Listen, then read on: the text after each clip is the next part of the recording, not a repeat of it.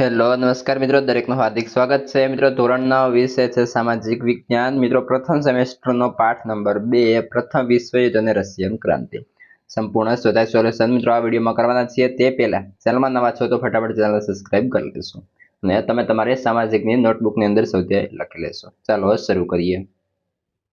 તો મિત્રો શરૂ કરીએ છીએ, જેની અંદર પ્રશ્ન 1 નીચેના પ્રશ્નના જવાબ મુદ્દાસર લખો।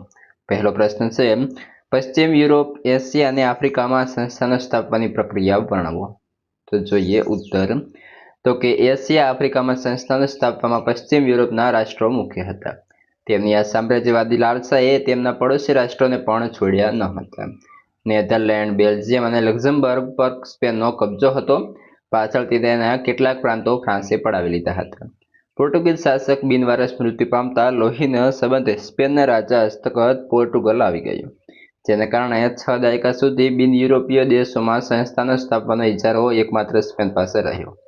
એ જ રીતે ફ્રાન્સ અને ઓસ્ટ્રેલિયાની પ્રદેશ ભૂખનો શિકાર ઇટાલી તથા જર્મન રાજ્યો પણ બન્યા હતા। જોકે જ્યારે એશિયા આફ્રિકાના દેશો પણ સ્વતંત્ર યુરોપીય સત્તાઓની પકડ મજબૂત બની રહી હતી, ત્યારે આ બધા દેશો સ્વતંત્ર થઈ ગયા અને તેમણે પણ પોતાના અગાઉના માર્ગે ચાલે એશિયા આફ્રિકાના કેટલાક રાજ્યોને પોતાની સત્તા હસ્તગત લઈ લીધા। જોઈએ એશિયામાં સ્થપાયેલી સંસ્થા। તો કે ઇંગ્લેન્ડે ભારતમાં પગદંડ જમાવવા પછી ભારતના પડોશી દેશો શ્રીલંકા, મ્યાનમાર અને મલાયામાં પણ સામ્રાજ્ય સ્થાપ્યો હતો। ઇંગ્લેન્ડે આગળ વધી ચીનમાં પ્રવેશ કર્યો, પરંતુ અફીણના વેપાર કારણે ઇંગ્લેન્ડ અને ચીન વચ્ચે યુદ્ધો થયા, જે ઇતિહાસ અફીણ વિગ્રહો તરીકે જાણીતા થયા। ચીનની નબળાઈનો લાભ લઈ જાપાન, જર્મની, ફ્રાન્સ, બેલ્જિયમ અને અમેરિકાએ પણ વ્યાપારી અને રાજકીય અધિકારો મેળવ્યા હતા। પશ્ચિમ એશિયાના રણ વિસ્તારમાં વિપુલ પ્રમાણમાં નીકળેલા ખનિજ તેલે યુરોપીય પ્રજાઓને સંસ્થાનો સ્થાપવા આકર્ષ્યા હતા। જોઈએ આફ્રિકામાં સ્થપાયેલી સંસ્થા। તો કે 15મી સદીના અંત ભાગમાં આફ્રિકાના દક્ષિણ ભાગમાં સૌપ્રથમ ડચ પ્રજાએ સંસ્થાન સ્થાપ્યું। ત્યારબાદ ઇંગ્લેન્ડે કેપમાં અને ફ્રાન્સ ઉત્તર આફ્રિકાના અલ્જેરિયામાં વેપારી મથકો સ્થાપ્યા હતા। ઔદ્યોગિક ક્રાંતિને કારણે કાચા માલની પ્રાપ્તિ અને તૈયાર માલના વેચાણ માટે આફ્રિકાનો વિશાળ વિસ્તાર જણાતા યુરોપિયન દેશોએ સંસ્થાનો સ્થાપવા સ્પર્ધા કરી। બેલ્જિયમના રાજા લિયોપોલ્ડે કોંગોનો વિશાળ દેશ કબજે કરી પોતાની સત્તા સ્થાપી। ઇટાલીએ રાતા સમુદ્રની આજુબાજુના આફ્રિકન પ્રદેશો કબજે કર્યા। સ્પેન અને પોર્ટુગલે પણ આફ્રિકાના કેટલાક પ્રદેશો કબજે કર્યા। એક તરફ યુરોપના સંસ્થાન ભૂખ્યા રાષ્ટ્રો એશિયા અને આફ્રિકાના પ્રદેશો પર પોતાના સંસ્થાન સ્થાપી સ્વસ્થ કરવા માંગતા હતા, ત્યારે બીજી બાજુ જર્મની અને ઇટાલીમાં એકીકરણ થઈ ગયું હતું। તેથી જર્મનીએ ઔદ્યોગિકરણ, સંસ્થાનીકરણ હરીફાઈમાં ઝંપલાવ્યું હતું। આમ આ ઝડપી બદલાતા જતા પ્રવાહો અને આ દેશની રાજકીય અને આર્થિક તેમજ સામાજિક શોષણ કર્યું હતું, તેનાથી તેમનો વિકાસ અટકી ગયો હતો, જેણે પ્રથમ વિશ્વયુદ્ધની ભૂમિકાનું સર્જન કર્યું હતું। જોઈએ પ્રશ્ન 2, પ્રથમ વિશ્વયુદ્ધ માટે જવાબદાર પરિબળો જણાવો। જોઈએ ઉત્તર। તો કે વિશ્વયુદ્ધ કોઈ એકાદ બે પ્રસંગો કે પરિબળોને કારણે ન થયું હતું, તેની પાછળ અનેક પ્રકારના કારણો જવાબદાર હતા। પ્રથમ વિશ્વયુદ્ધનો પ્રારંભ 1 ઓગસ્ટ 1914ના રોજ થયો હતો। મિત્રો આ જે છે MCQની અંદર પણ પૂછાતો હોય છે। જર્મનીએ સેડાની લડાઈમાં ફ્રાન્સને પરાજય આપ્યો, તેથી ફ્રાન્સને ફ્રેન્કફર્ટની સંધિ કરવી પડી। તે અનુસાર યુદ્ધ દંડ અને પોતાના 2 પ્રદેશ આલ્સેસ અને લોરેન્સ જર્મનીને આપવા પડ્યા હતા, જેમાં પહેલું કારણ લશ્કરવાદ। યુરોપના રાષ્ટ્રોમાં પ્રાદેશિક વિસ્તાર માટે જે હરીફાઈ થઈ તેને માટે લશ્કરી બળ આવશ્યક અને મહત્વનું હતું। ઇંગ્લેન્ડ, ઓસ્ટ્રેલિયા, ફ્રાન્સ વગેરે રાષ્ટ્રોએ પોતાની સૈન્ય તાકાત વધારવા માંડી હતી। જાપાન, ઇટાલી, જર્મની જેવા કેટલાક રાષ્ટ્રોમાં ફરજિયાત લશ્કરી તાલીમ શરૂ થઈ હતી।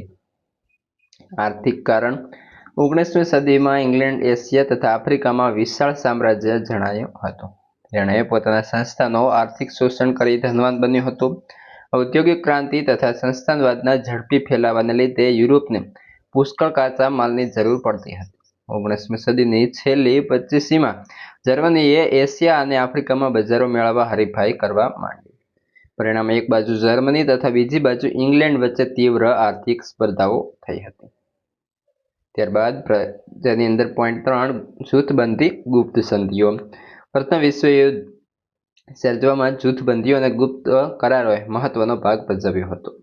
પ્રથમ વિશ્વયુદ્ધ પહેલા વિશ્વ બે જૂથોમાં વહેંચાયેલો હતો. એક બાજુ જર્મની, હંગેરી, બલ્ગેરિયા તથા તુર્કસ્તાનનું જૂથ, બીજી બાજુ ઇંગ્લેન્ડ, ફ્રાન્સ તથા જાપાનનું જૂથ હતું. આ બંને જૂથો વચ્ચે ઈર્ષા, શંકા, કુશંકા, ભય અને તિરસ્કારની ભાવના પેદા થઈ, જે પ્રથમ વિશ્વયુદ્ધનું પરિબળ બન્યું. ઉગ્ર રાષ્ટ્રવાદની ભાવના. બેલ્જિયમ અને ગ્રીસની સ્વતંત્રતા તેમજ ઇટાલી અને જર્મનીનું એકીકરણ રાષ્ટ્રવાદના પરિણામો હતા, પરંતુ ત્યારબાદ યુરોપમાં રાષ્ટ્રવાદની ભાવનાએ ઉગ્ર અને સંકુચિત સ્વરૂપ ધારણ કર્યું. યુરોપમાં આર્થિક ઈર્ષાઓ, ખેંચતાણો અને સામ્રાજ્યવાદ એટલો બધો વધી ગયો કે એકબીજાના રાષ્ટ્રો હિતો ટકરાવા લાગ્યા. જર્મન સમ્રાટ કેસર વિલિયમ બીજો ઉગ્ર રાષ્ટ્રવાદ અને સામ્રાજ્યવાદનો પ્રણેતા હતો. તે મહત્વાકાંક્ષી અને વિશ્વ પ્રભુત્વની નીતિમાં માનતો હતો. તે પોતાની પ્રચંડ લશ્કરી તાકાતથી પોતાનું ધાર્યું કરવા માંગતો હતો. જર્મનીની જેમ અન્ય રાષ્ટ્રો પણ યુદ્ધની ભાવના ફેલાઈ આ પ્રથમ વિશ્વયુદ્ધમાં પરિણમી. વર્તમાનપત્રોનો ફાળો. યુરોપના રાષ્ટ્રોના વર્તમાનપત્રો પરસ્પર આકરા અને અતિશયોક્તિભરા અને જૂઠ્ઠા લખાણોએ પરસ્પર હરીફ દેશોની વિરુદ્ધ ઝેર-ઓકી પ્રજામાં દુશ્મનાવટની લાગણી એટલી હદે ભટકાવી કે સત્તાસ્થાને બેઠેલા લોકો શાંતિ સ્થાપવા કે સમાધાન કરાવવા પ્રયત્ન પણ ન કરી શકે. યુદ્ધ અંગેનું તત્વજ્ઞાન. તો કે યુરોપમાં હવે યુદ્ધ એ જ કલ્યાણ નીતિએ જોર પકડ્યું. ટીટસ જેવા જર્મન લેખકોએ તો એ સિદ્ધાંત પ્રચલિત કર્યો કે શક્તિમાનને જ જીવવાનો હક છે તથા યુદ્ધ એ જ રાષ્ટ્રીય જરૂરિયાત છે. નીત્સે નામના જર્મન લેખકે યુદ્ધને પવિત્ર કાર્ય ગણાવ્યું હતું. ઓસ્ટ્રિયાના રાજકુમાર અને તેમની પત્ની બ્લેકહેન્ડ નામની સર્બિયની ઉગ્રવાદી સંસ્થાના સભ્યે ગોળી મારી હત્યા કરી. ઓસ્ટ્રેલિયાએ સર્બિયાનું કશું નહીં સાંભળતા સર્બિયા સામે યુદ્ધ જાહેર કર્યું. આ સાથે પ્રથમ વિશ્વયુદ્ધનો પ્રારંભ થયો. ત્યારબાદ મિત્રો પ્રશ્ન નંબર 3. મિત્રો વિડીયોને લાઇક અને તમારા મિત્રોને શેર પણ કરી દેશો. પ્રશ્ન 3 છે પ્રથમ વિશ્વયુદ્ધના પરિણામો. તો પહેલો છે જાનમાલની હાનિ, એટલે કે લગભગ 6.5 કરોડ લોકોએ તેમાં ભાગ લીધો. અંદાજે 1 કરોડ મૃત્યુ પામ્યા અને 2,70,00,000 લોકો કાયમ માટે અપંગ બન્યા. યુદ્ધ બાદ રોગચાળો, ભૂખમરો, હત્યાકાંડના લીધે મરનારાઓની સંખ્યા વધારે હતી. ખર્ચમાં યુદ્ધમાં કુલ ખર્ચનો આંકડો તો ઘણો વધુ હતો. ત્યારબાદ વલ્સેસની સંધિ.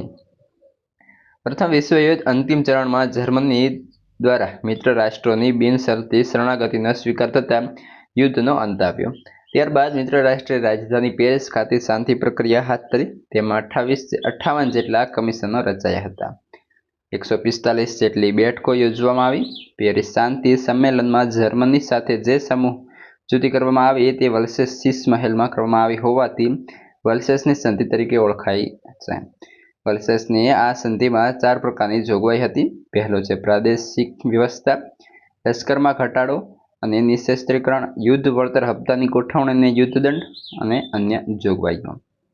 સામાજિક પરિવર્તન.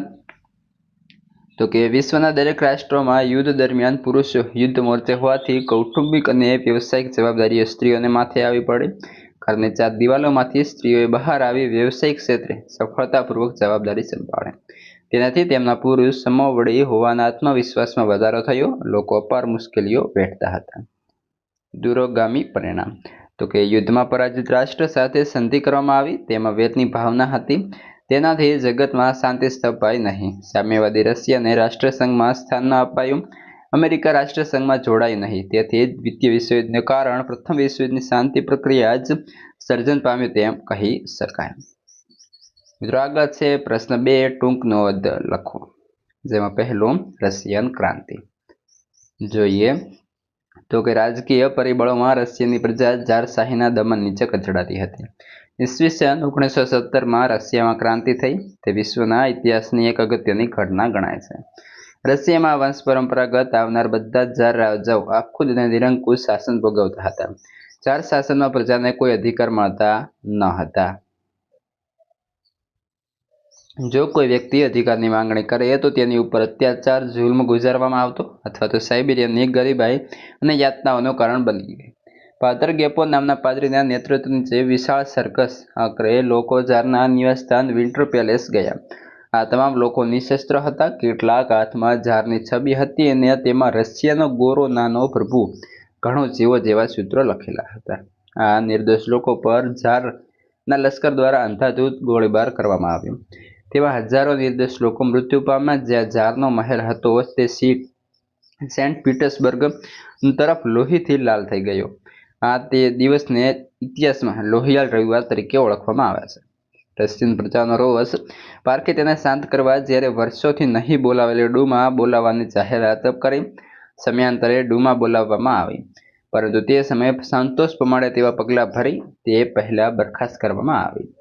8મી માર્ચ 1917ના દિવસે પેટ્રોગ્રાડના કચડાયેલા કામદારોએ હડતાલ પાડી. ત્યારે આ ઘટનાએ દબાવી લેવા માટે ઝારે લશ્કર મોકલ્યો, પરંતુ ગોળીબાર કરવાની ના પાડી. ઝારશાહીનું પતન થતાં એકમાત્ર લેનિન સિવાય રશિયાના તમામ લોકો ખુશ હતા. પરંતુ લેનિન કાર્લ માર્ક્સની વિચારસરણી પ્રમાણે શ્રમજીવીઓના વર્ચસ્વમાં માનતો હતો. પરિણામે તેણે બોલ્શેવિકોને મેન્શેવિકોને વિરુદ્ધ ઉશ્કેરણી તે નવેમ્બર 1917ના આખરી ક્રાંતિ કરી સત્તા હસ્તગત કરી, જે સમાજવાદી બોલ્શેવિક ક્રાંતિ તરીકે ઓળખાય. આમ ઝારશાહી 300 વર્ષ જૂનો તખતો હવે ઉખડી ગયો. 300 વર્ષના ઇતિહાસમાં રશિયા પ્રથમ વખત ઝાર વિનાનું બન્યું. પ્રશ્ન 2. પ્રથમ વિશ્વયુદ્ધની ઘટનાઓ. તો કે 1 ઓગસ્ટ 1914ના રોજ પ્રથમ વિશ્વયુદ્ધ થયું હતું. આ યુદ્ધમાં મિત્ર રાષ્ટ્રો અને ધરી રાષ્ટ્રોનું જૂથ હતું. ઇંગ્લેન્ડ, રશિયા, ફ્રાન્સ, જાપાન વગેરે મિત્ર રાષ્ટ્રોનું જૂથ, જર્મની, તુર્કી, હંગેરી વગેરે ધરી રાષ્ટ્રોનું જૂથ. જેની અંદર યુદ્ધની શરૂઆતમાં જર્મનીએ નોંધપાત્ર વિજય મેળવ્યા. તેણે ફ્રાન્સ અને રશિયાને સૈનિકોની મોટી ખુવારી થઈ. આ સમયે જર્મની ખૂબ જ શક્તિશાળી રાષ્ટ્ર હતું. તેણે અમેરિકાના લ્યુઇસિયાના સ્ટીમર પર હુમલો કરી તેને ડૂબાડી દીધી. આથી 1917માં અમેરિકા મિત્ર રાષ્ટ્રોના પક્ષે જોડાયું. અમેરિકા સૈન્ય સામે જર્મન ટકી શક્યો નહીં. આથી સમગ્ર યુદ્ધનું પાસું પલટાઈ ગયું. પ્રશ્ન 3. રાષ્ટ્રસંઘના ઉદ્દેશો. તો કે 10 જાન્યુઆરી 1920ના દિવસે રાષ્ટ્રસંઘની રચના કરવામાં આવી. જેનો ઉદ્દેશ્ય હતો કે આંતરરાષ્ટ્રીય ઝઘડાઓ અને શાંતિ રીતે ઉકેલ લાવવો, યુદ્ધ નીતિનો ત્યાગ કરવો, જો કોઈ રાષ્ટ્રની અવગણના કરે તો બળવાખોર રાષ્ટ્ર જાહેર કરવું, આંતરરાષ્ટ્રીય સ્તરે એકબીજા દેશોએ સંબંધો વિકસાવવા, આંતરરાષ્ટ્રીય શાંતિ અને સલામતી જાળવવી, દરેક રાષ્ટ્ર અન્ય રાષ્ટ્ર પ્રત્યેની અખંડિતતા જાળવવી. મિત્રો પ્રશ્ન 3.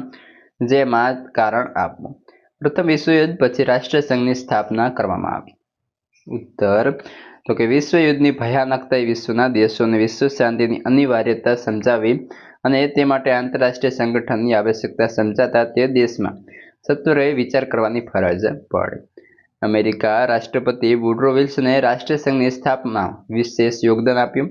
વુડરો વિલ્સનના 14 મુદ્દાઓને આગળ ધરીને પેરિસ શાંતિ પ્રક્રિયામાં 10 જાન્યુઆરી 1920ના દિવસે રાષ્ટ્રસંઘની સ્થાપના કરવામાં આવી. પ્રશ્ન 2. 22 જાન્યુઆરી 1905ના દિવસને રશિયાનો લોહિયાળ રવિવાર તરીકે ઓળખવામાં આવે છે. તો કે ફાધર ગેપો નામના પાદરીના નેતૃત્વ નીચે વિશાળ સર્કસ આખરે લોકો ઝારમાં નિવાસસ્થાન વિન્ટર પેલેસ ગયા.